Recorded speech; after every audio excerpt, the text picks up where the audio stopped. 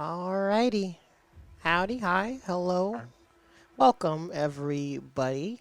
I guess you could call this the first episode of Learning Full Combos.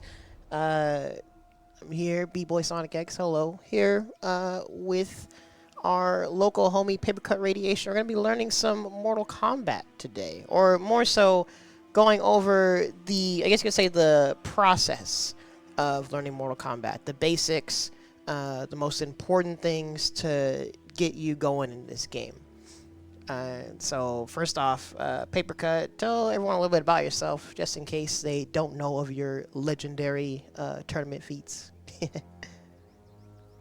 Hello, everyone, and B-Boy Sonic. I just want to say thank you for the opportunity here. Thank you for the time. So, I am for those who don't know me that well, I am a Mortal Kombat and a Tekken competitive player. I've been playing both of those games for a few years competitively, and it's been a really great experience being able to play and study the fighting game mechanics. And as I said, the main purpose of playing video games is to have fun, and I think playing games competitively is a great way to have fun and make friends too. At fighting game communities. Definitely. Like I've mentioned in the past, fighting games, it's a competitive endeavor, but it's also a social endeavor. And so, speaking of which, that's why I hope everyone in chat too, throughout today, if you have any tips or advice, feel free to let us know. But pretty much what we're going to be doing today is first, I will be going over my own personal process for how I approached getting at least started with Mortal Kombat, and how I approach learning new fighting games in general.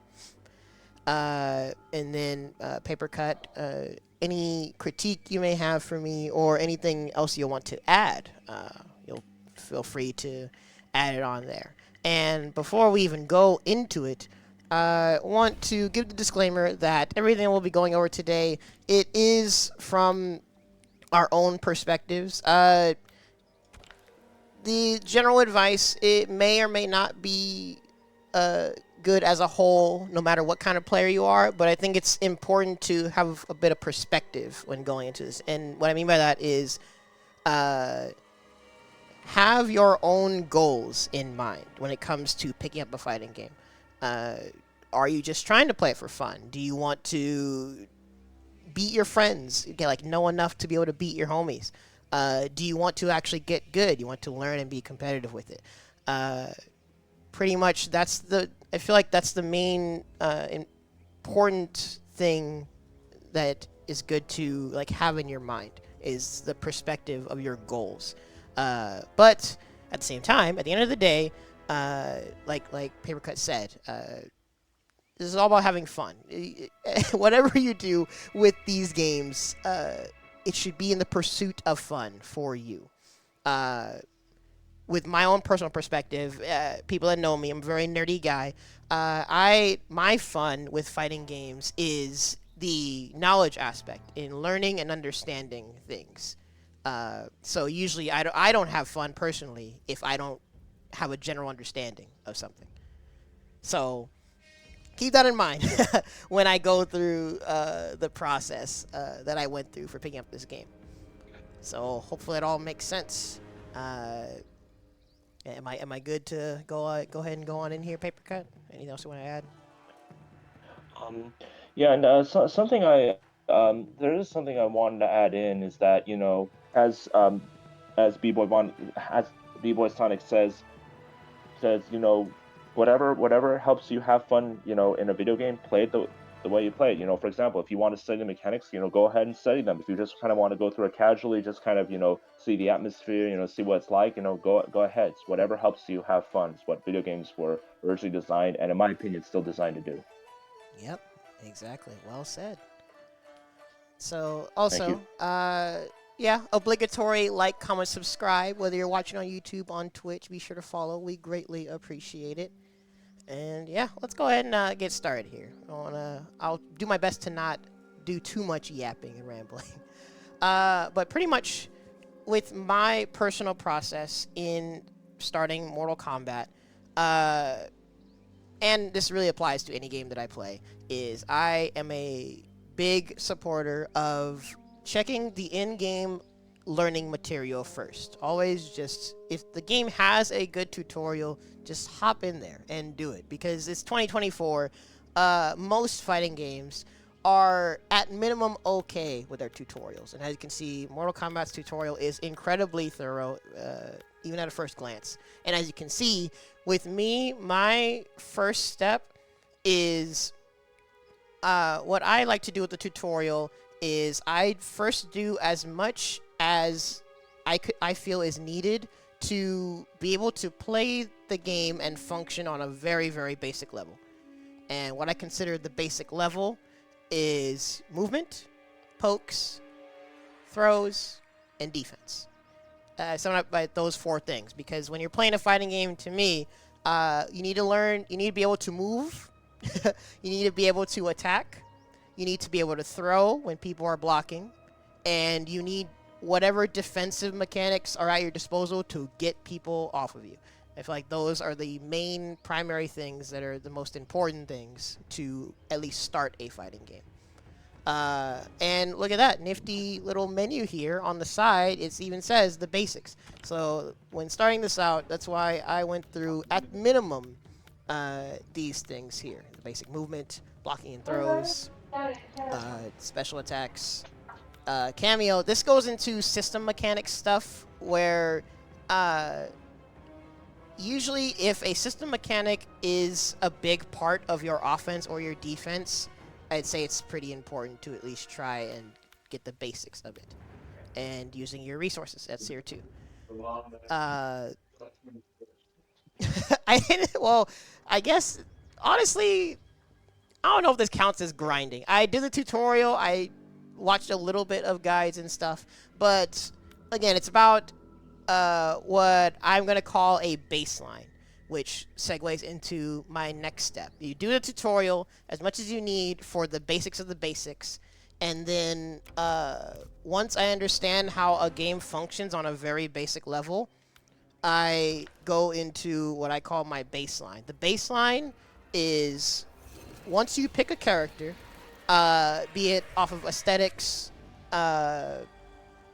toolkit, archetype, or just keeping it simple and playing the pro tag of the game.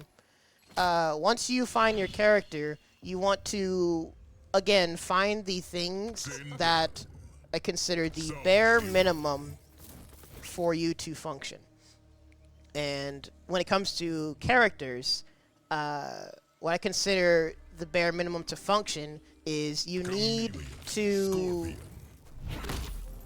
find what you need to be able to attack or defend in neutral, which for those who don't know, neutral in fighting games usually refers to the state in a match where neither person is really at an advantage, usually like around this range, where you're trying to figure out what to do. Usually you want to figure out what are the most basic things your character needs in neutral, which is usually just pokes. And then you also want to get an understanding of your character's problem. I forgot where it came from or who brought it. It's been brought up in the FGC in the past as well as in my Discord. It's a concept called being a problem solver and being a problem causer. Usually when you pick up a character, once you have the baseline of your pokes, which from my understanding and from my nifty notes that I take notes all the time, these are some of the main pokes that it seems like I'd want to use with CenCal. This is a really good multi-hit, easy to hit confirm.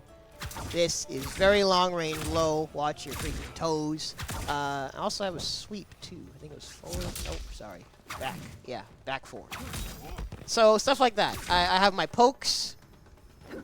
I have a general idea of Mortal Kombat movement, and like Kelly said in chat, we have to remember there's a block button. So remember to block whenever something's gonna happen. But then the second part of the baseline is what is the problem that your character presents? Because in fighting games, usually, I use that very loosely. Usually, you need to either be solving a problem or causing a problem. And from my general understanding of CenCal, she's honestly a little bit well-rounded. She's got some zoning. Those of you that know me, you can already tell why I would pick CenCal. Pretty good fireballs. But also, you got some movement. You got a float, hover, flight, whatever you want to call it. So with these things, she is a decent threat from far away, but even more of a threat in like this range because she has these decent pokes, but also pressure. She can start or stuff like this. So these are the kind of things that I would consider the baseline. I have my pokes, I have my zoning tools, but once I'm in, I have stuff to do. Some little nifty high-low throw tomfoolery.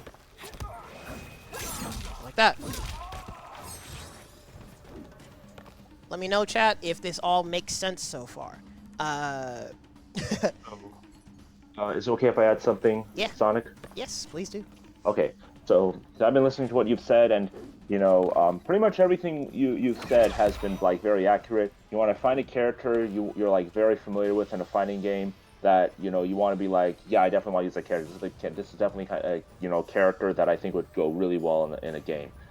So and then you want to study like this small bits of of the character. You want to know like when's the right time to poke, like what are the right projectiles. So you're definitely right about that, and I completely agree. Most modern fighting games are going to give you a decent tutorial. Definitely make use of that. So you are definitely right. So through my perspective, to kind of like flesh out my perspective of the fighting game community more is that. So this tutorial and just studying the character, that alone will definitely help you as a beginner player and maybe even as an intermediate player. In my perspective, there are 4 ranks of competitive players. There's beginner level, then there's the intermediate level. So beginner level, person who knows nothing about the fighting game mechanics, that doesn't like completely new. So that's beginner level. Then there's a bridge to intermediate level. Intermediate player like has some knowledge of fighting games, not like not speed and accuracy though, maybe a little bit on the low side. Okay. Not that speedy, and maybe like they also neglect a lot of the advanced moves, the important things in fighting games, but they do have at least somewhat of a decent knowledge of fighting games. Then there's the advanced player who has like a higher speed, has a lot knows quite a bit, like definitely more than a few, if not a lot, of the more advanced fighting game mechanics, the detailed mechanics, and has a great reaction time.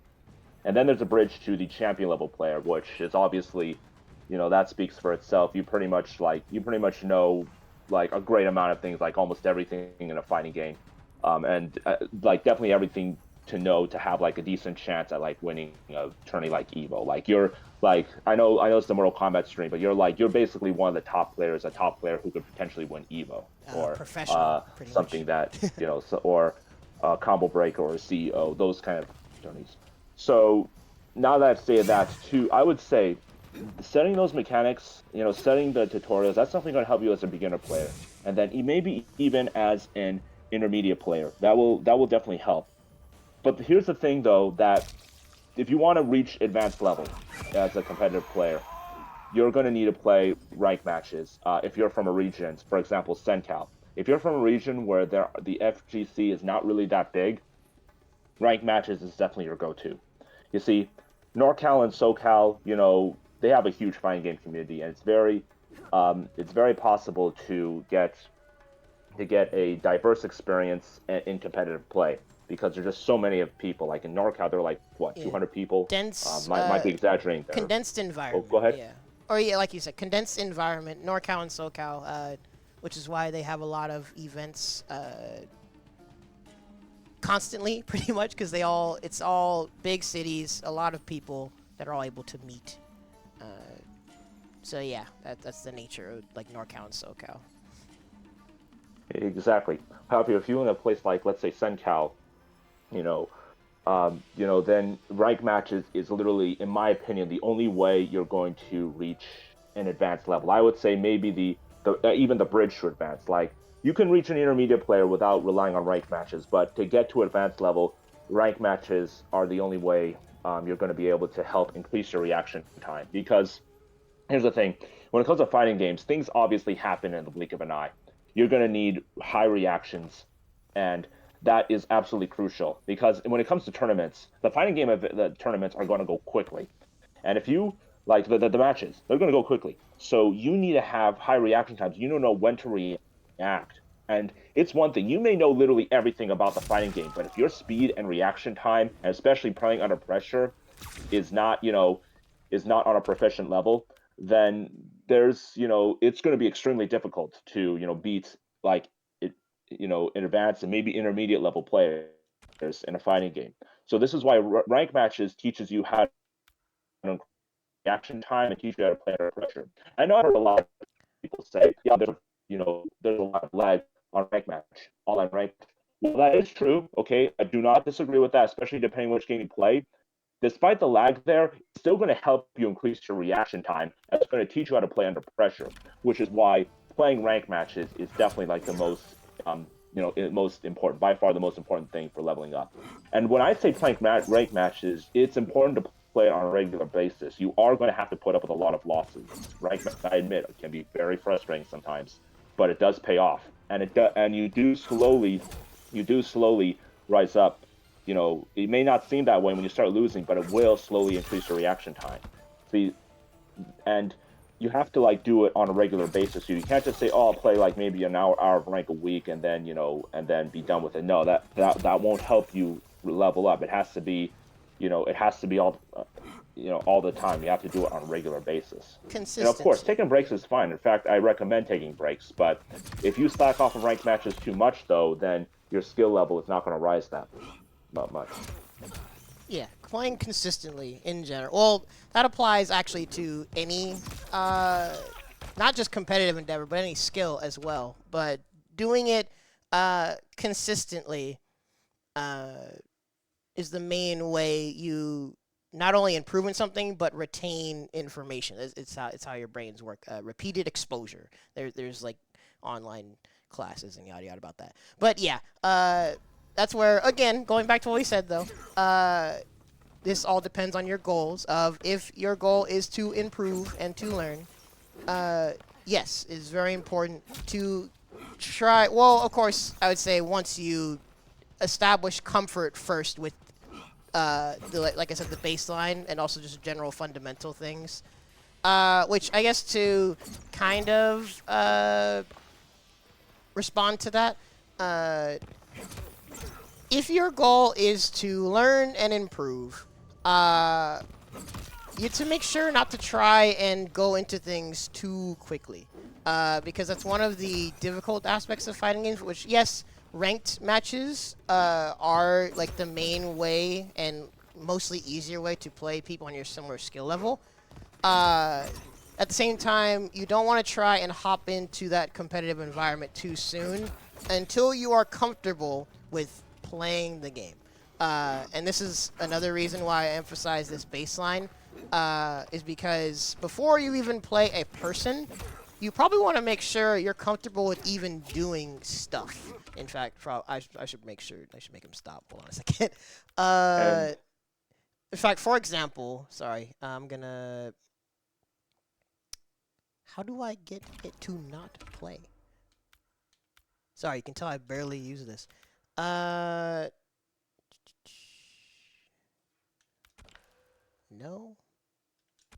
There we go. Thank you. Sorry. But for example, with CenCal, like I mentioned, you have the pokes, you have the fireballs, and you have maybe a general combo that you know to go into. I didn't emphasize combos because, let's go back to what I said about goals. If you are the kind of person that you do want to like have a focus on combos and doing the cool stuff, then yes, you probably should at least have one combo that you know works. Like this. Look at that, cool. But you have to make sure that you're comfortable enough to even be able to do those things. because once you play with a person, things get very overwhelming very fast. Oh, yeah. I always mess up that timing. In fact, let me see if I can get it now. See, for example, Frick. I can't even get the end fireball still. I've learned some of these things, but I don't have them down packed yet. So, personally, I would say before you even try and play a person, you probably want to get into training mode and make sure, actually, either training mode or using the game's single-player content. Play against some CPUs. Make sure you can even do this stuff. Was it back? Oh, I'm doing the wrong direction. And I agree. It's like learning how to walk before you run. Or another analogy I could use is like when it comes to like learning combos, stick with something that's simplified first before you go for something more advanced.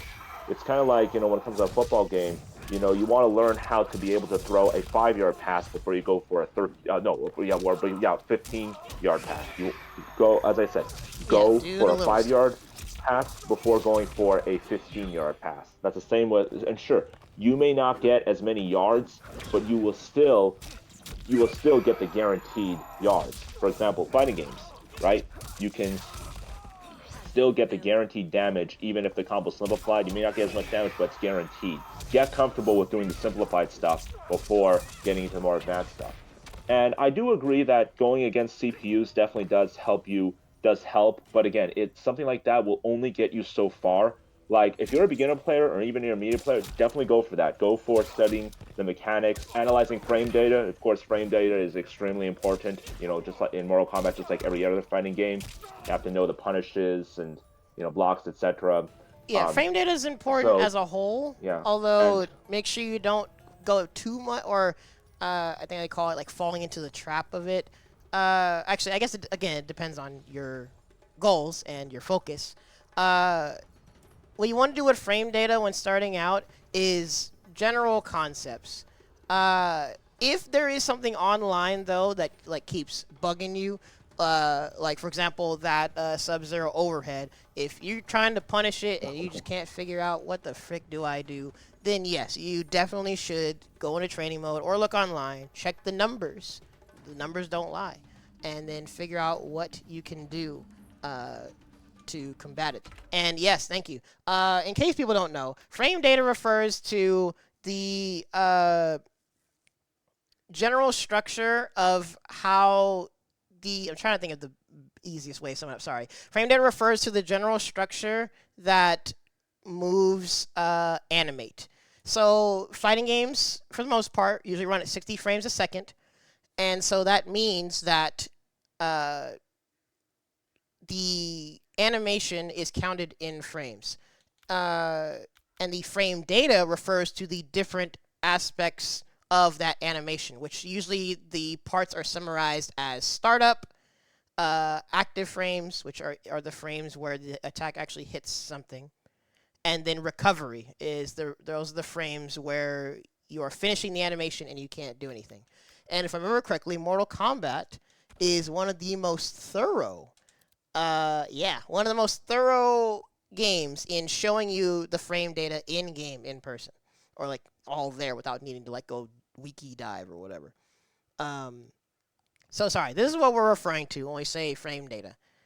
And yeah, like honestly, starting out, this is why I wanted to interject. In fact, sorry, Papercut. Starting out in a fighting game, it's about the general concepts. The frame data as a general concept refers to you seeing something and understanding, okay, is it my turn afterwards, which is frame advantage. To sum that up, frame advantage, when you're at frame advantage, think of it as turns. It's your turn. If you're at advantage, if they push something, they're going to get hit because your thing comes out first. And these are the general concepts, where you see things and you want to get a general idea of the turns of fighting games. Are you at disadvantage or are you at advantage? Is it their turn or is it your turn? What Paperco is saying about the importance of the nitty-gritty of frame data is character specifics. Once you get into like playing online or playing with your homies or other things, if there's something that you are having trouble problem solving, that's where you don't want, like, cast aside your pride, get in training mode, and test stuff out. Yeah, in fact, I'm glad the chat's summing it up.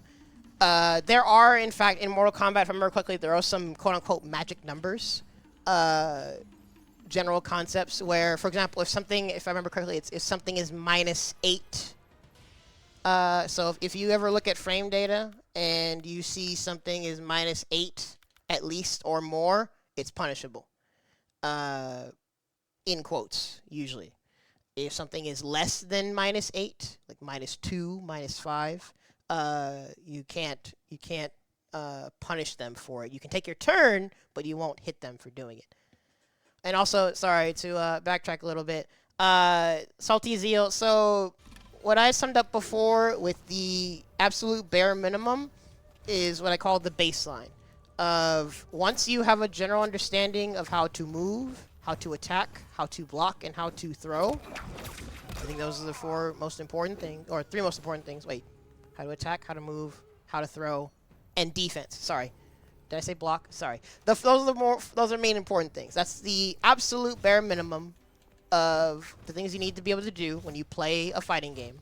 Personally, I think so.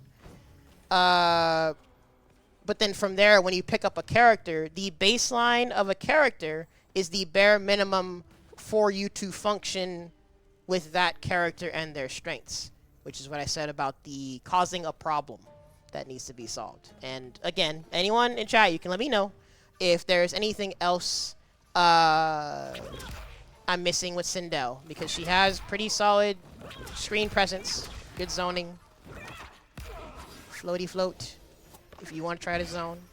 But then also at this range, she has good pokes. Whoops, sorry. And also ways to start pressure. That's what I would consider her problems that she presents. So hopefully you can take this and apply it to any character you're picking up in Mortal Kombat or any game. You want to try and get a basic feel for what their buttons are. What can you press in neutral to either get combos started or to keep people away from you? Again, I think CenCal has these really good pokes here. Look at how long that is. Like this. This is probably okay. And I saw what you said, Flawless, the comparison to Narmaya. Narmaya, while it's not overhead stuff, it is like ambiguous left-right plus frames sort of things, in which I did notice with CenCal. This game was a block button, so yes, you could debate the left-right isn't as scary, but it does test your reaction a little bit, I would say. You can capitalize off of that hesitation and throw people. Stuff like that.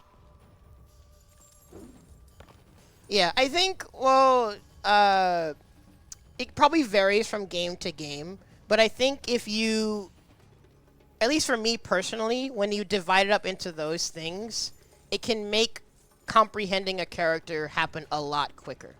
What are you poking with? What are you pressing to hit them? What is any special movement they may have to assist you navigating neutral? And then once you are doing your thing, what is the problem you present? What are the things that you're doing that they have to figure out how to deal with? Hopefully that summarizes everything decently. And Flawless, Okay, for me, or sorry, I was going to respond to Flawless real quick. With Chameleon, I am soft-locked on Chameleon. If I were to pursue this game more, I'm curious about it, because I did see that she's assist with 3 separate sets of assists, and I saw that there is some theory crafting that apparently... Oh, snap, thank you. I did see some theory crafting that Chameleon may be a really busted assist for CenCal because it enables some of her pressure and cycles some of the situations that she like puts you in, like nicks and pressure and stuff. But Flawless, if you have another recommendation for cameos, feel free to let me know. But sorry, Papercut, go ahead. Okay. So I was just gonna say, so as I was saying, for frame data, and I do agree, frame data can definitely be a little bit overwhelming, and this is exactly why I say take things in fighting games step by step. Don't rush it. Just take it step by step. And in fact, to be honest, if you're a beginner level player, you don't even have to pay attention to frame data at all. When you face intermediate players, though, you're gonna need to give it, I would say, minimal attention. You'll need to give it attention, but it can be at a minimum. Advanced level, though, is when you really got to start paying attention to frame data and studying it, and then obviously champion level players and so on. But yeah, when it comes to playing against computer level players, when you're just getting into the game, don't overwhelm yourself with studying frame data like the advanced stuff. As Sonic says, go with the basics, have fun, focus on which character you may be comfortable with. Maybe play against some computer level players. Just get familiar, and then once you start crossing that bridge to intermediate, then you can consider studying some of the more how should I say it, some of the more detailed mechanics of the fighting game. Then you could start playing ranked matches once you start crossing that bridge to the intermediate level. But yeah, if you're a beginner player, just study the basics. Listen to what Sonic says. What he said was very accurate. Just as I said, take it easy, relax. It's just a game. Yeah, it's kind of that's why I described it as kind of a trap that some people fall into sometimes, and unusual criticism I see of some tutorials.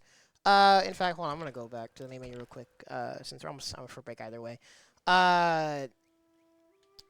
Sometimes people get overwhelmed by a game's complexity or how thorough a tutorial is. Like, yes, you may see all these things, this giant list. Shoutouts to Undernight. People criticize Undernight for being a quote-unquote wall of text tutorial. But the beauty of thorough tutorials is you can just take things at your own pace. Don't always assume that you have to front load all of these things immediately. That's not always true for all games. I won't deny there are some games that are way more complex than others and force you to kind of do a lot of homework immediately. But not all games are like that. If a game is fairly intuitive and has a good structured tutorial like this, you can take things in steps. In fact, that's what I'm doing. I just did this. I did a little bit of. Oh, sorry, where is it? I did a little bit of CenCal's combo trials. And from there, we're just applying our general basic logic and fundamentals from there.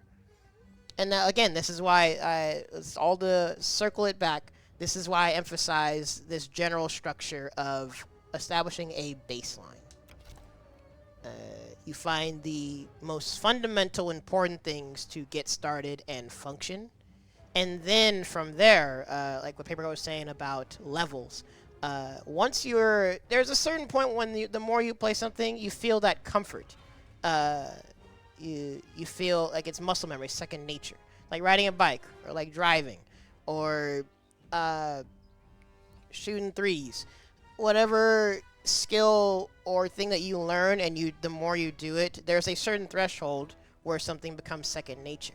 Once you reach that threshold, that's where you can start to feel you may be crossing into that intermediate territory of, I know the fundamental things. Let's go ahead and focus next on the more complex things, the more advanced things, the character specifics, the extra frame data that was throwing me off, stuff like that. I wasn't going to go much. That's another part of the structure I have in mind, but I wanted to focus on the baseline fundamental stuff for this.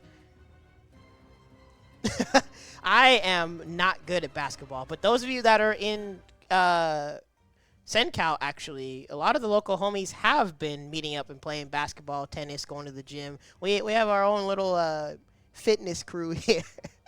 So, in fact, if you're in your area, if you have people that are down to go out and do stuff like that, like going to the gym or other things like that, it can definitely do it. It can be a nice, encouraging way to do something consistently. That applies to fighting games as well. Uh, Part of being able to be consistent and continue that pursuit of learning can become a lot easier and more fun. One, when you understand your fun and how to have your fun, but two, when you have people that you're doing it with. Sorry, little tangent, but that does semi-relate to this. So, hopefully, all of that yapping made sense.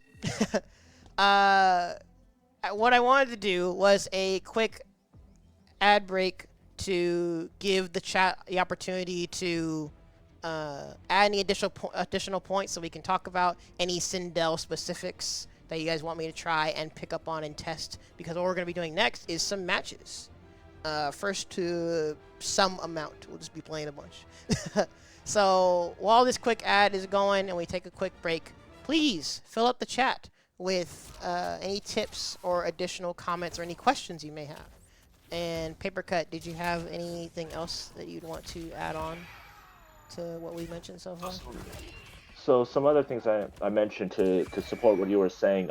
Yeah, one of the I notice a lot of people like, and even advanced level players do this. Like, it doesn't matter what skill level you are. It's very easy to overthink fighting games. Don't overthink it. Take it step by step. It's kind of like studying for a test in school. You don't want to wait until the last minute to study for everything in a test, because then it's going to be very stressful. In fighting games, you don't want to study all the mechanics at once, because you're going to overthink it. I'm guaranteeing you, you're going to overthink it. So Late night again, cramming, last minute, the night before a test, trying to cram everything. that's exactly what it's like. I know I'm using a lot of analogies, but I think that's probably like one of the more accurate descriptions, like to help support what you're saying of what you're, saying. Take it step by step. Don't just like study everything at once. Um, study bit by bit. You'll learn the whole. If you try to study the whole, you'll likely only learn a little bit. Exactly. What's the saying? You need to learn to walk before you run. That's what they Exactly. say, right? Yeah. Or learn to add before you multiply. Oh, exactly. That's another good one. I'm gonna remember that. Alrighty. Well, just to make sure that Twitch ads don't interrupt the matches, I'm gonna run a quick ad break real quick. Again, feel free to comment in chat, or in fact, even link anything if you know any good tutorials to follow, be it for me or for other people. But we will be right back.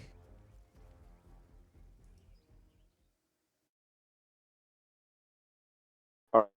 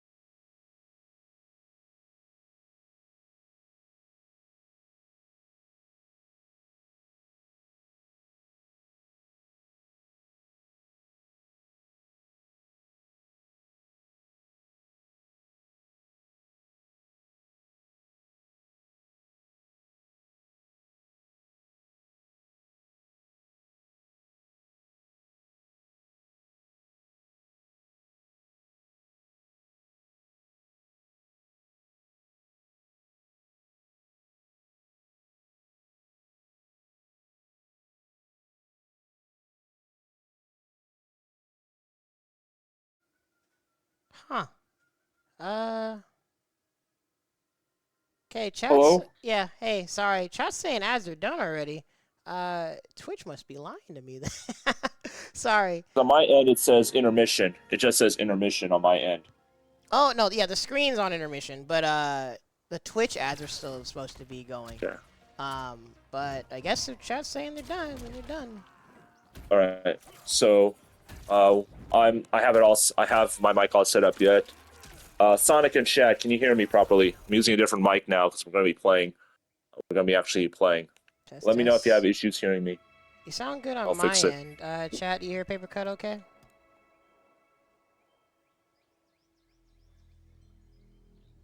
All right. So, Sonic, I'm going to invite you. We're already friends on Mortal Kombat 1, so Yep. I'm going to now invite you to a match. Coolio. Let me know. Do you know Did who's you get gonna it? be on what player side? Because I have the name set up that I'm player 1, but I don't even know if I'll actually be player 1 or not. Then you might want to invite me. We might have to reset this. No, it's, well, I mean, we can just go in. I'll just swap the names if needed. Okay. Uh, I just saw it on Twitch. You accepted it, so probably take some time to load. oh, yeah, in fact, well, if you're watching from Twitch, there's a bit of a delay. But, yeah, hopefully everything that we went over made sense. In fact, if you're watching on YouTube, appreciate you checking stuff out. Be sure to check the timestamps if there's any specifics that you wanted highlighted. Sorry, this is still loading. But yeah, we'll just be playing some matches. Again, flawless. Saying I was grinding. I really didn't. In fact, I honestly didn't do as much as I would have preferred. But Sonic, I did what I could. you're gonna have to switch the names. Sorry to interrupt, but you're gonna have to switch the names. Oh no, yeah. Either that or uh, wait a minute. Are you Yeah, I'm player 2, so it's fine. I'll switch them. okay? Yeah. So go ahead. Sorry to interrupt. Nah, you're all good. So yeah, I studied what I could. Again, the fundamentals in establishing a baseline. And so again, if there's anything specific that you all recommend, let me know.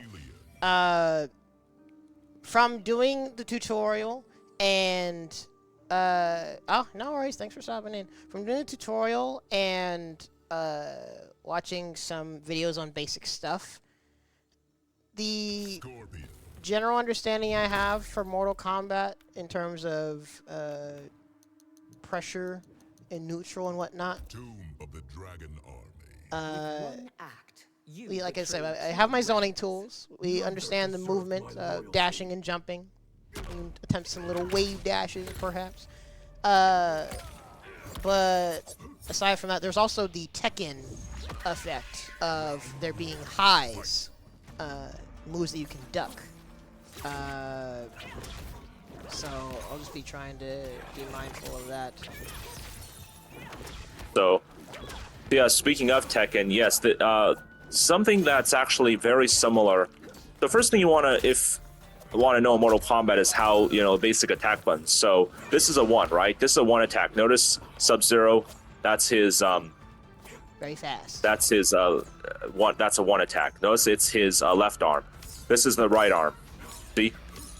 Yeah, front and back. Oh, which I guess Yeah, I don't know if we should front attack, or not. back attack, front and back. front kick, back kick. 3 is a front kick.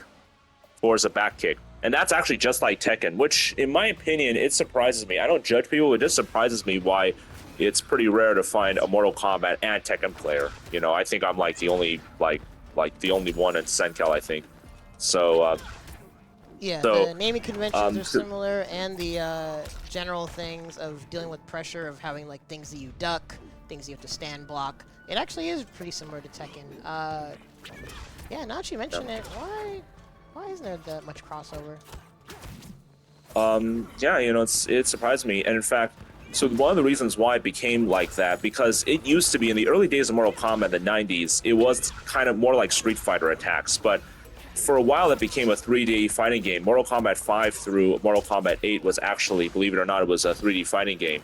So when they made a 2D game, Mortal Kombat 9, they still took a lot of the mechanics from 3D fighting games and applied it here, and that's why it has similarities to Tekken. So one of the things about this game, though, is that you have to, like, if you really want to study competitive mechanics, you have to treat your, think of your meters like timeouts in a football game. You can't just waste them. You have to really pay attention to them and make use of them, because they can really make a huge difference. They're like gold. You have to treat them that way. And I notice a lot of people, they tend to recklessly use their meters like this. But then what happens? You see, what happens if I have no cameos, right? Make use of your cameos too, because what happens if I don't have it? So if you let me attack you, see, I'm gonna purposely burn this. So let's say I have no meters or cameos. See, I can't, with a simple basic punish, I can't use any combos because Sub-Zero like doesn't have like any like move without the meter moves that can lead to a combo. Hammer's the only way. See, Hammer for Sub-Zero is the only way you can get a good combo, and of course that's super punishable. So this is why meters are extremely important. And not only for combos, you have to know what particular cameos. Cameos in Mortal Kombat 1 are extremely important. You have to know how you can use them outside of combos. For example, as a Tekken player, I'm used to doing the Korean backdash. One of the reasons why I use a Scorpion cameo is because, let's say, see, you're pressuring me, right? Let's say I'm like, oh, what's it gonna do? I'll show you how I can bail myself out. See, Scorpion can just pull me away and keep my distance, and then I can regroup and figure it out from there. In Tekken, I would just do the Korean backdash, but there is no such thing in Mortal Kombat 1.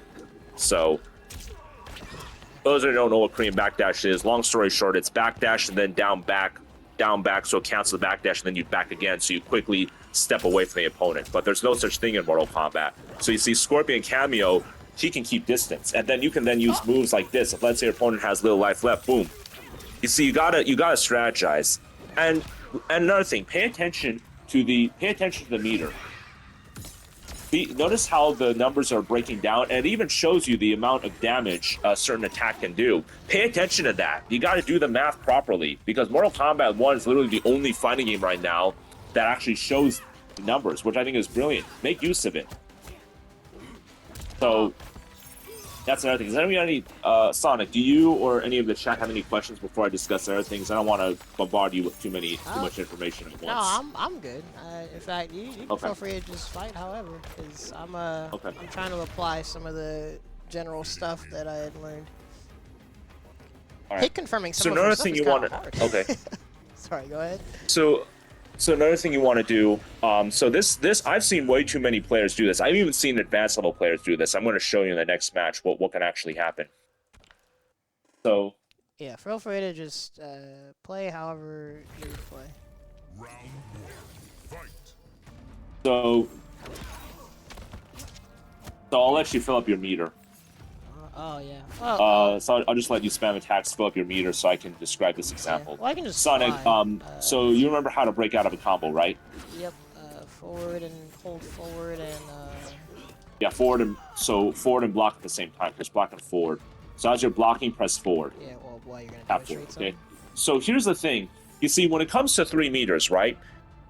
So I've already shown that you can use a meter for an enhanced special move. That's just like any other like 2D fighting game.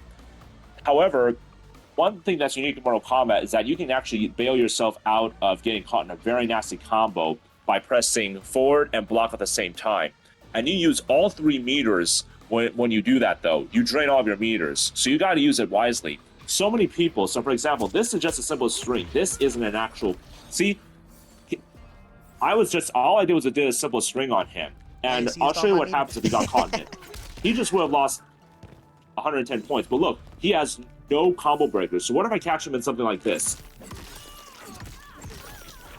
Oops, let me try this again. So, there we go.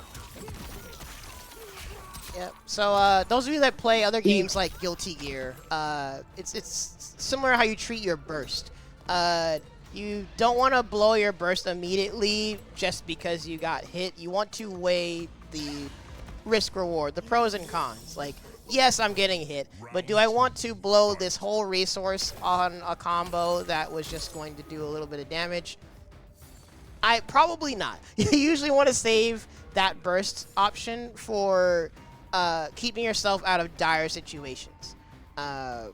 In games like Guilty Gear, it may be to keep yourself out of really like degenerate mix. In a game like this, you may want to keep that burst for when you are going to be in that like bigger combo, and you could die from that. So weighing that's situational awareness you probably build later on. So probably not as a beginner. But that is something that you could try to start to be mindful of. Samurai Showdown, another example. Shout out to MCM in the chat. Yeah, and quite a quick thing that I mentioned Guilty Gear because we do indeed have an online event coming up. Sorry, in fact, you can go ahead and just keep fighting me. We'll go ahead and show this real quick. Thank you, Shaq, for the excellent segue. But yeah, Guilty Gear Strive coming up next weekend, actually. I already put $50 in the Matcherino prize pool, and hopefully those codes will be ready for everyone to redeem to add to that prize pool. But either way, please be sure to go and pre-reg. Tell your friends, tell your mom, tell your grandma. It's free to enter. So let's go ahead and see all the new ABBA players come through and show us what you can do. But yeah, we'll go ahead and keep playing here. In fact, And I just want to say the reason why I really stress this out is because I've seen a lot of players, like when I play ranked matches, I've seen advanced level players do this, recklessly use the combo breakers. So I mean, I've seen a lot of people make this mistake, and if I'm being honest, to a small degree, I make that mistake too. Sometimes I panic and I do that, and again, that is something that can potentially get you in big trouble playing a tournament match. So exactly. One other particular thing, this is probably better suited for beginner players. Get in the habit of throwing. Mortal Kombat is definitely the hardest to break out of throws. Even champion level players struggle to break out of throws, because it's really just luck. You either have to press 1 or 2, so 1 or 3, or 2 or 4. Either one of those two. Normally yeah, exactly. That's either a back throw or front throw, respectively. So, see, throw button. See how much damage that. Look how much damage that gives. That's 10%. For a basic move, that's not so bad to take away 10% of someone's life. Look, see. So I'm trying to throw tech like normal. But yeah, normally in other fighting games, you just like tech the throw and then that's that. But in this game, you do have to specifically tech forward throw or back throw, and the animations are exactly the same, so it is a guess that was an overhead. And see, I know this doesn't really apply to like beginner players. Obviously, it applies to advanced and maybe intermediate players. But yeah, combos, making use of knowing how to make use of your cameos to get the best combo. That's obviously an important thing in Mortal Kombat 1. Kind of similar to tag fighting games. The cameo system, again, even to like beginner players, I would definitely say if you want to try to get into it competitively, learn to make use of your cameo meters, as I've said before, because cameo meters, I mean, neglecting your cameo meters, it's kind of, I'm going to make another football analogy. Think of it this way. How do you think a football team would do is if you were a quarterback, right? But you never relied on your wide receivers. You only relied on or tight end. You only relied on running by tossing it to your halfback. You see, your cameo is kind of like your tight end or wide receivers. You may not have as much opportunities with a cameo, but they are there, and you want to make use of them. So you don't want to just recklessly use your cameo. You want to make sure you have the wide receivers and the tight end. You want to make sure you pay attention to that. Don't just rely on the halfback, in football. Don't rely on the halfback and the QB. So that's another thing. Make use of your cameo. Get in the habit of doing that. And cameo meters are pretty simple. There's a button. There's a certain cameo button in whichever directional input you put in. Oh darn! Oh my toes! Oh, my bad. I'm on the wrong view. Sub-Zero wins. But I've already said, combos like. So the question is, how do you build combos? Like, how do you do it slowly? Well, I'll show you an example with Sub-Zero. If you want to learn how to play Sub-Zero with Scorpion Cameo, I'll show you an example of what a basic combo to a more advanced combo. Again, I still sometimes fumble the advanced combos, and I definitely know it's hard to do. So let me show you this. So for example, the hammer, right? This would be something basic. So yeah, sure, you may not get as much damage. Look, 250 points of damage. You see, that was a basic combo, and you took away 1/4 of your opponent's life. That's not too shabby for something so basic like that. So again, stick with something like this until you get more comfortable. And then, once you start getting comfortable with using that as Sub-Zero, try something more advanced, like a little bit more advanced. Maybe something, in the intermediate level. Take things in steps. Or even this, if let's say you're not comfortable doing those combos to the cancel, I'll show you an even more basic one. So, let's just say you do the slide, right? See, that's still over 20% of someone's life away. Not bad. Then do something, when you're more comfortable, do something a little bit more advanced. Do the double hammer, and then do the ring to cancel into the slide. And then, once you get more comfortable like this, maybe do something more advanced. And see, I still fumble the advanced combos. And I'm an experienced Mortal Kombat player, so I can only imagine what someone completely new to Mortal Kombat would think when they're trying to, they're trying to get a hang of the game. So this is my point. That, as Sonic and I were saying, study the basics, study it bit by bit, especially when it comes to combos. Just study the simplified first. Once you get comfortable with a simplified, maybe use a slightly more difficult variant and get used to it. Then increase the variant, the difficulty a little bit, slow, step by step. So I'll show you the potential. Again, I've already shown this before, so I don't really have to. Let me try again. See, I still fumble this too many times. So, all right, let me have Scorpion recharge. We can just play. Sorry, audience. I'm in the famous words of Lord Knight, the best combos are the ones you don't drop. Yeah. So, all right, I have Scorpion meters. I have 2 chances to do this now. So, Are we playing or are you demonstrating? I could demonstrate a few. Sure, go ahead. Okay. Look how much damage I can take. That's almost Holy 400 crap. points. And if you're in the corner, you can land another string, which I don't think is necessary to show. You can land another string for 400. So would you like to play after this match, or already one round? Oh yeah, well, we can just keep playing. Oh frick! My toes. Darn. I've been having trouble streaming 1-1. My head. Doing 1-1 into Scream. So it feels like you have to cancel it preemptively. I just pressed the throw button instead of teching with 1 or 3. Ooh, nice conversion.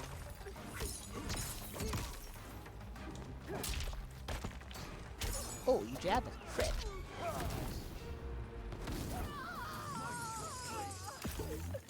Sub-Zero wins.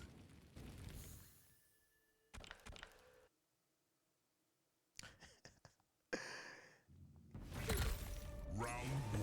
So here's. Oh, darn. Try to jab it. That was a forward throw. Yeah, see, throws are just based on luck, but breaking out throws, so. That being said, take advantage. Get in the habit of throwing people. Now, you have to be careful because they can duck it and punish you, get a launch punish, but that being said, though, just be unpredictable with the throws and less chance of it being teched like that. What were you saying? I forgot you can duck throws, but you have to not be blocked.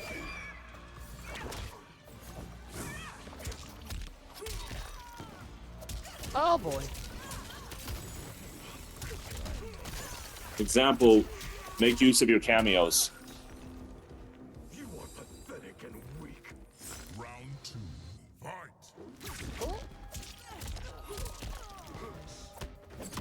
My head!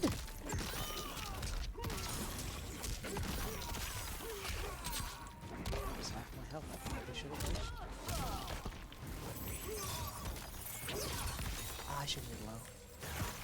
Oh, I bit off more than I could chew. Messing up the Alright. wave dash. Bail me out, Scorpion. There we go.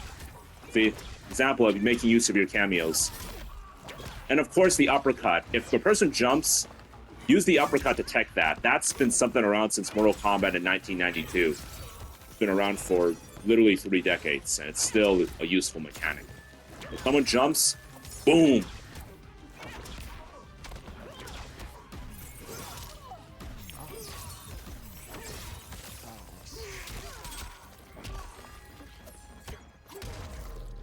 That last part, overhead? Yeah, that was an overhead. Okay.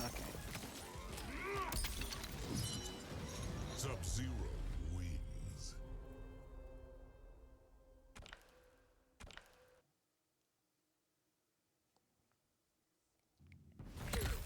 Yeah, hopefully everything summed up so far has made sense.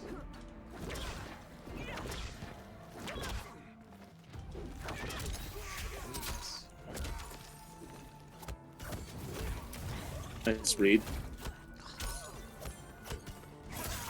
Oh, that assist is an overhead too. Right. Yeah, it is.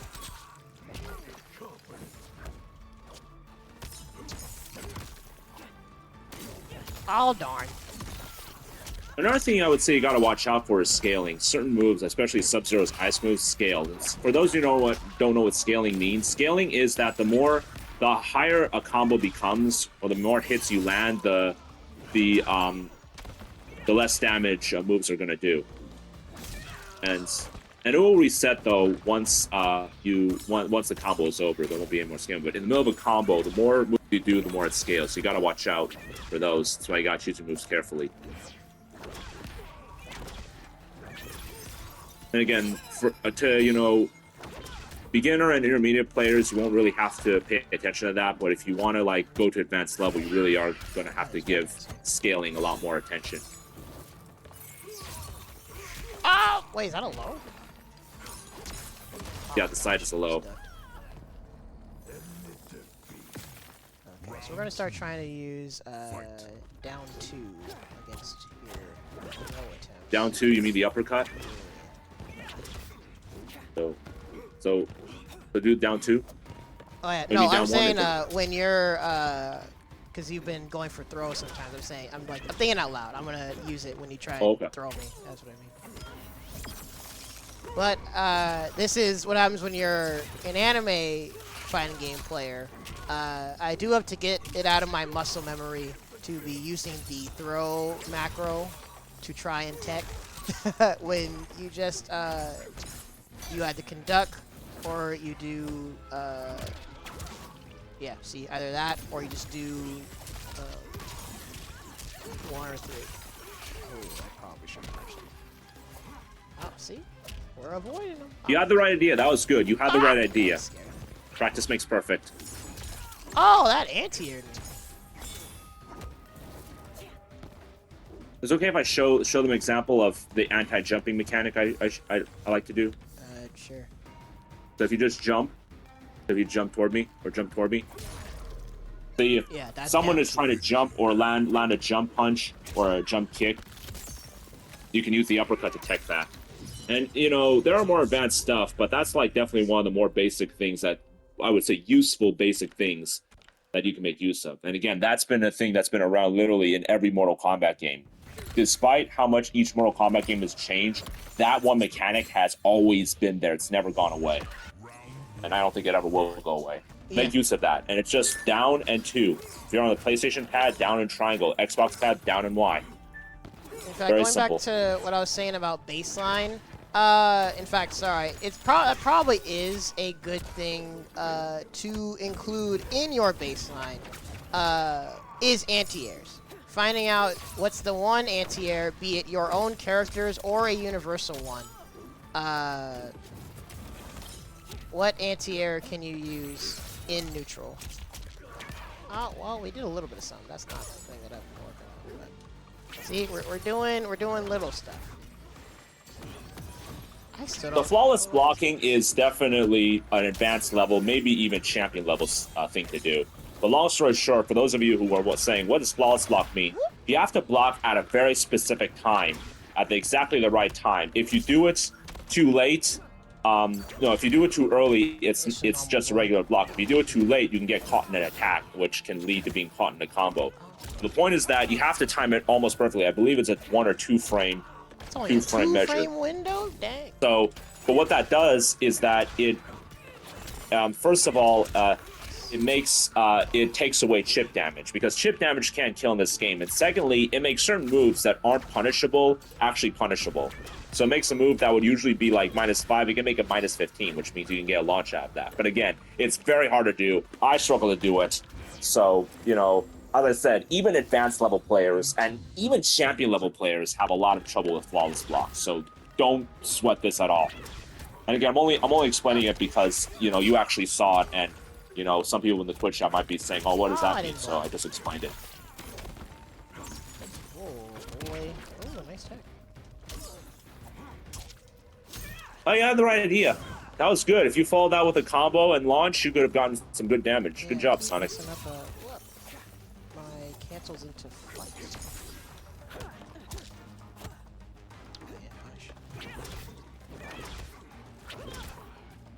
Jump? Jump? What are you doing? Oh, I need to remember, that's a summon. I gotta be careful. Ow, my dome! I thought about bursting, because I haven't been using that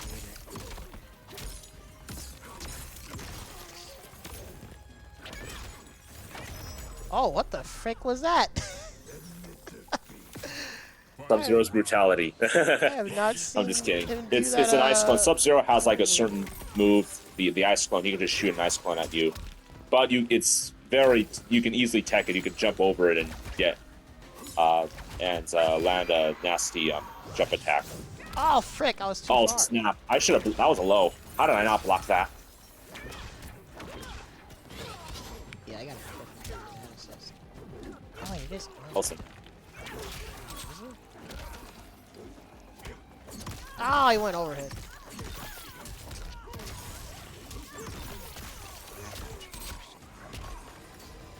Ah, he did overhead again. Stop it.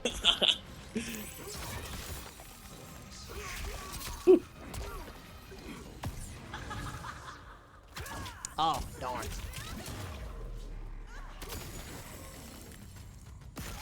Remember to use your resources if you can. Exactly.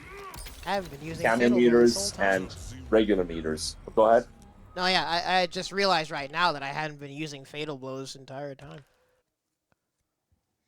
Oh yeah, Fatal Blow is Fatal Blow can be a very useful thing. Obviously, it is punishable, but you know, especially if you land in the combo, it can be a very useful move.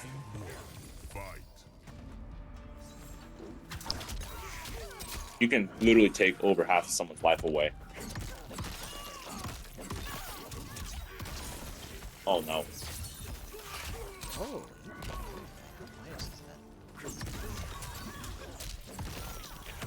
I believe. Nice breaker.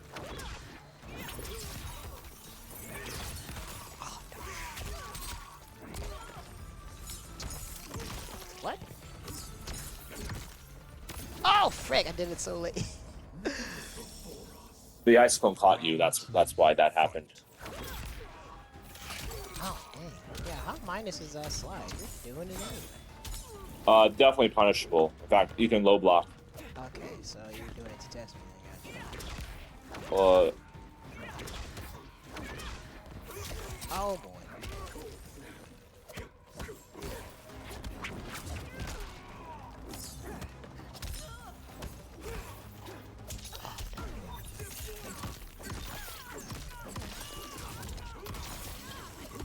Oh snap. Out, please. Oh! Not what I wanted. Oh, wait, I forgot. There is a weight system with the combos. You have to be careful whoa. Oh, darn. You have to be careful about how you start your combos and how many like launchers and restands you do. Because the longer a combo goes, the heavier the character gets.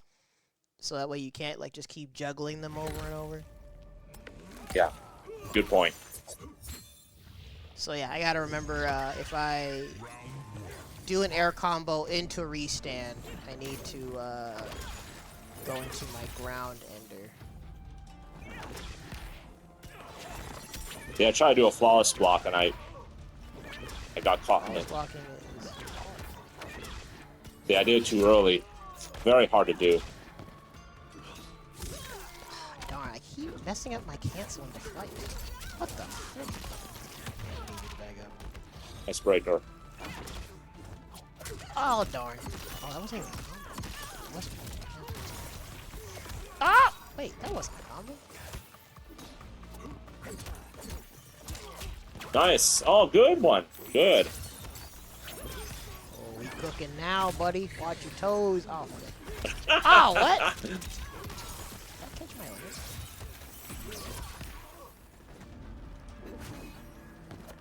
Oh, messed up. Oh, nice, I'll get nice that anti-air. Oh, frick! That was almost a punish. Yeah, I need you to stop that. Wait, oh! Oh, did you do the meter version? What? When you did your ice ball, it went through my cameo. Yeah, it hit the cameo. You do take a little damage. Fight. I gotta play super seriously now. You should have been playing serious from the start, buddy. I'm gonna look out for it. I'm gonna keep doing that. Oh wait, no. Crouch. Down one is punishable by down one.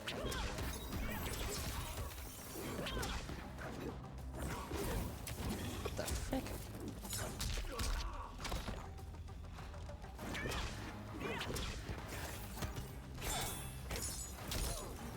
Oh, if you're far away though, I guess I can do that one. Oh! I should have. I did flight.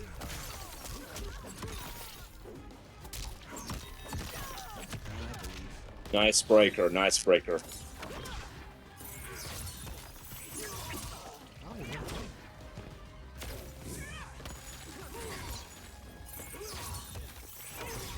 Oh, what? Why not block or there's that a punish?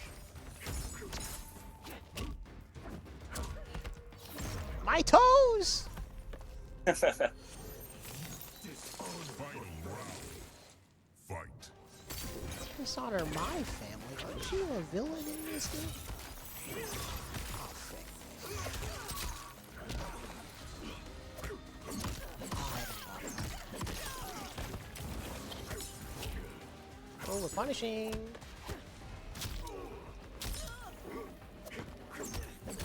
Nice. Nice. Ah, Good. darn, I didn't do the scream. Stop jumping.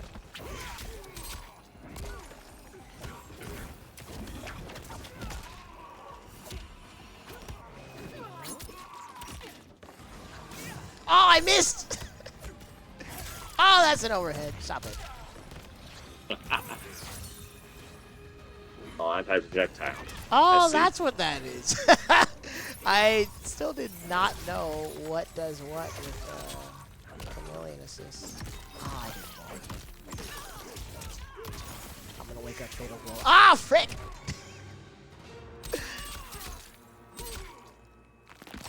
Oh, dang, bro. Alrighty. Next one will be the last one, and then we'll go into some Okay. closing thoughts. All right.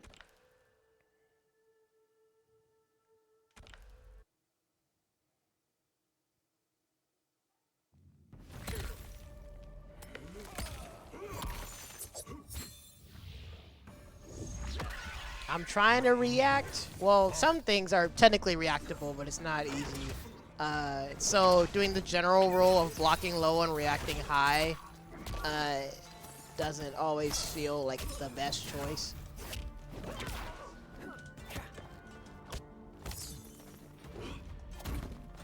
Oh,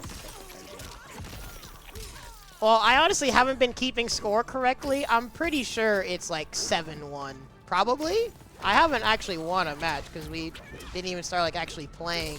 What did I say to you? Until later. They were been doing a lot of demonstration.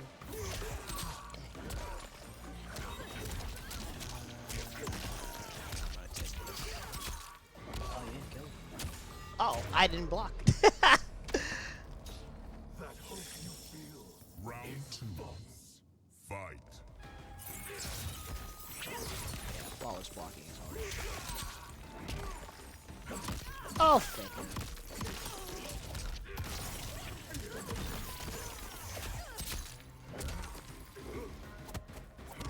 Oh. Oh, wait, that was forward throw.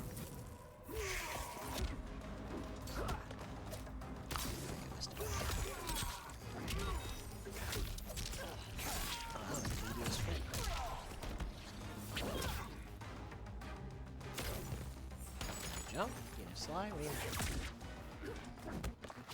Oh, darn it. I pressed the grab button again! What the frick? That hit my toes! Oh, darn, I thought I was high up enough. Yeah, well, it's okay. We didn't All right. play like was- through sets like we were like I had initially intended. We were doing a lot of demonstration and stuff, but it's all good. All right. We did apply a GG. little bit of the yeah, I guess so. We did apply a little bit of the basic concepts. I was still struggling to cancel into Scream. We got one conversion, so that was cool. But I didn't get enough of the Shiny Espeon and the Shiny Espeon and Flawless backseating. I needed more of it. But I'm down to, now that this is crossplay, I am down to play this more with you, Papercut, or anyone else if people are down. Same here. I'd definitely be down to play more of this. And I'm not using we were earlier primarily doing demonstration. There were the things that Papercut wanted to show y'all. But either way, the score is likely accurate. I'm pretty sure I didn't win an actual single match. But hopefully everything that we went over made sense. Hopefully you guys enjoyed the matches. Again, be it on Twitch or YouTube, if you have any suggestions on what you think are the main important things for someone to focus on when picking up the game, or if you have any CenCal specifics, please comment below or leave them in the chat as we give our closing thoughts here. In fact, Papercut, did you have anything that you wanted to touch on or any thoughts you had from the matches? The thoughts I have from matches, yeah, you definitely got the hang of Mortal Kombat 1. I think, with, a little practice, if you start, focusing on ranked matches, you can definitely build your skill level quickly. I mean, you were already doing some of some really, really good tech. I mean, you were able to punish the hammer, which is really good. If you turn that into a combo, that's definitely going to benefit you. Another thing is that I noticed you were also, let's see, you were also, you were teching the jumps too. That was very good too. You were also trying to duck the throws, and if you could lead that to a combo, even better. So yeah. Definitely some good matches, and again, thank you for giving me the opportunity to be able to be on, full combo stream. And my concluding thoughts, though, is that, again, I want to make something very clear. By the end of the day, video games are designed to have fun. It's just as I said in the beginning of the stream, and I'm going to say at the end. Video games, they're designed to have fun and be entertained.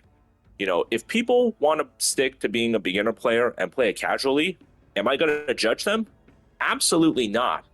I always respect what people want to do. If people want to play games just for fun, and just play casually without really knowing mechanics, go right ahead. Whatever helps you enjoy the game.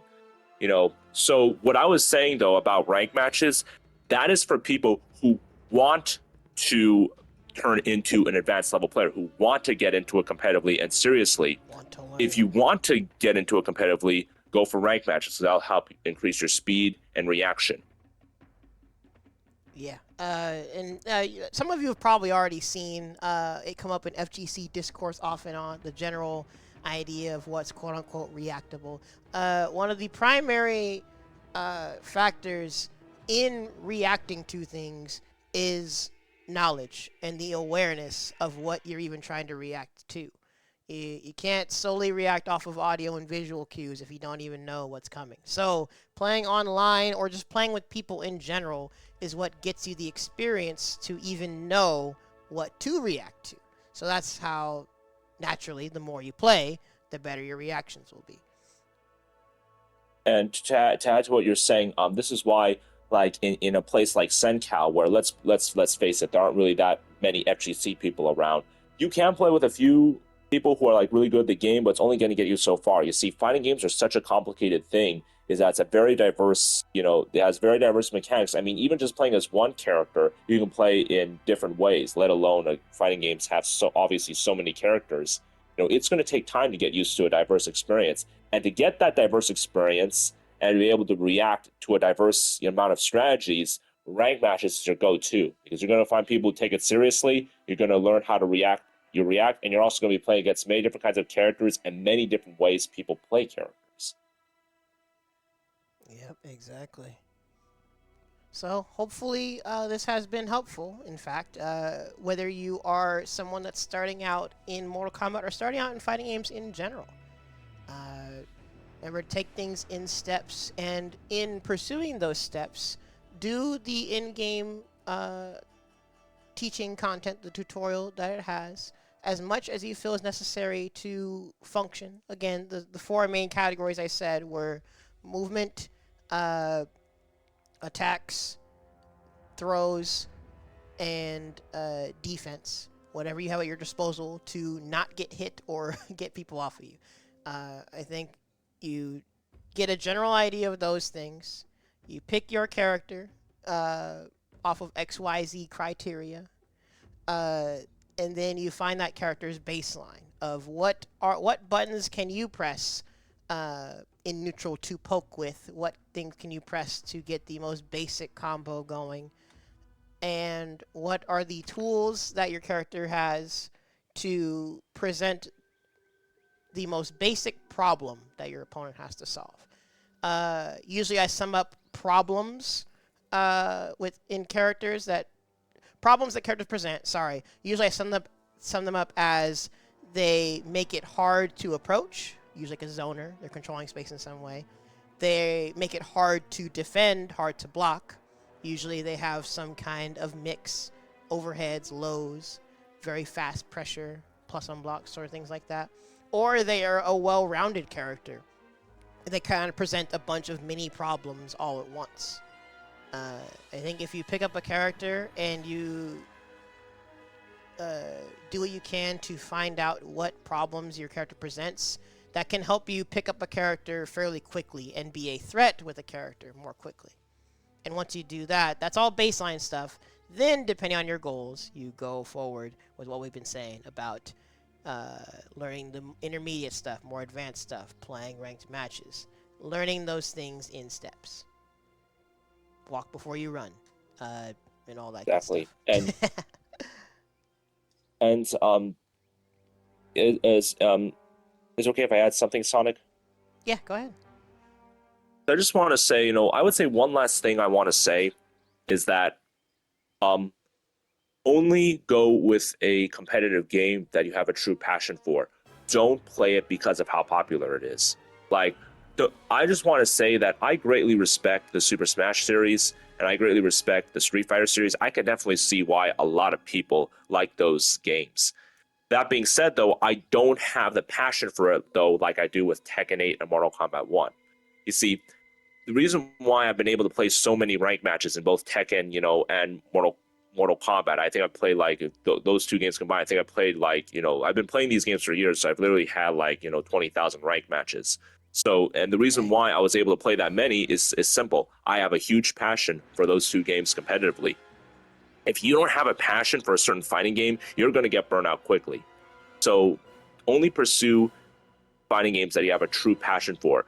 And the reason why I'm saying this, I know this sounds very obvious, but the reason why I want to bring this up is because so many people have actually told me that they want to play a certain game because of how popular it is. And yeah, definitely, give it a shot, kind of get into it casually, but don't like play games based off of what the majority of people, how the majority of people like it. Play a game based off of how much you like it and have a passion for it. I would say that's my final tip when it comes to fighting games in general, competitively. Yeah, like we touched on earlier, in fact, when it comes to any learning endeavor, or even just the pursuit of like fun, uh, it's a lot easier to continuously practice and do something that you enjoy. Because if you don't have fun, it becomes a chore. It feels like a job. Like a chewing gum that loses its flavor. Exactly. So that goes back to what we said about the perspective.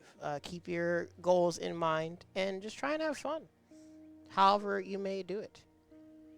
But hopefully everyone enjoyed this little stream today. If you're watching on YouTube, be sure to like, comment, subscribe, all that good stuff. Check out all of the social media for both Full Combo as well as the awesome homie PaprcutRadiation. Follow him on his social media as well as follow his channels. He do be putting out the content every now and then. I see the videos he be uploading.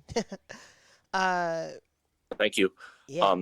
And I just want to say that, it's not just, my logo is not New Metal FGC, it's New Metal Gaming. That means, I play a variety of games. Variety. So if you want to watch my games on Twitch, or YouTube, I don't just do fighting games. I do a variety of single player games that I have like a really real passion for. I play shooting games, hack and slash.